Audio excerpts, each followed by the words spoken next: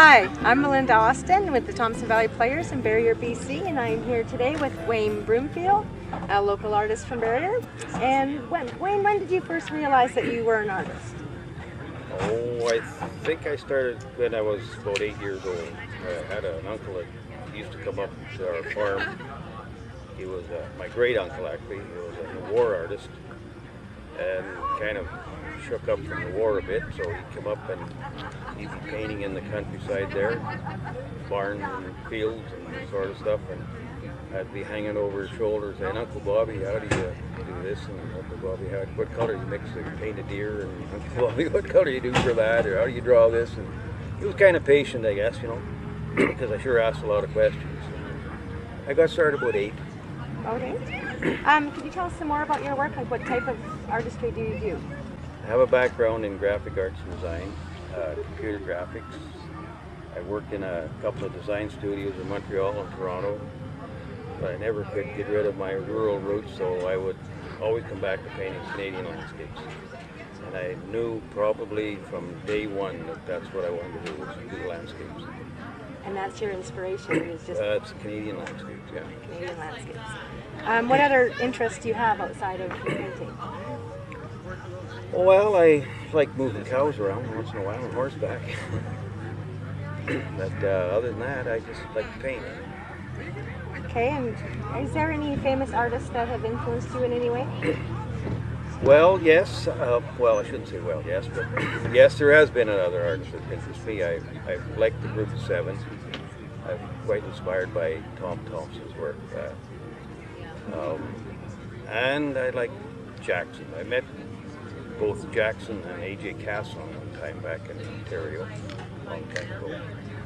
And tried to get together with at Mrs. Putman's house.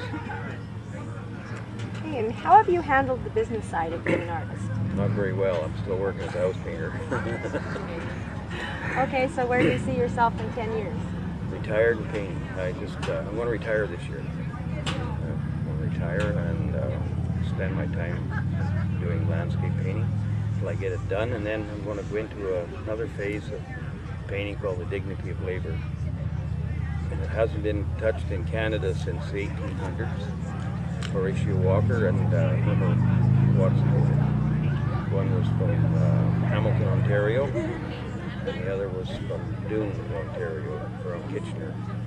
They touched a little bit on it, and Cornelius Craighoff did a little bit on the Habitat farmers in Quebec, but it just dropped. The origin started in the Barbizon school in France with Malay and Manet and those guys. They picked up on it, and it just, it died up. I'm going to do it. That's after that. You're going to bring it back? Well, I'm going to try bringing it back. What piece are you working on at the moment? I'm working on my grassland series, and one I'm working on now is a rattlesnake. Nobody likes it. Nobody likes rattlesnakes. No. But they're part of our environment, and they're an endangered species. We're losing thousands of hectares of grasslands every year to urban sprawl, and they're going to go. I mean, they just dynamite them out and put in a basement for a house. Not good. What advice would you give to an artist who's just starting out? What advice would I give to an artist starting out? Have another occupation to make a living at, and then stay at it, because it's a long process. Follow your dream, though. I started this when I was 8 years old, and I'm 64 years old, and I'm still at it. So you never give up. That's a passion. That's a passion. Well, thank you very much for joining us today, Mr. Broomfield. Alrighty. And you have a great day, and we'll be around to see your work later on. Thank you.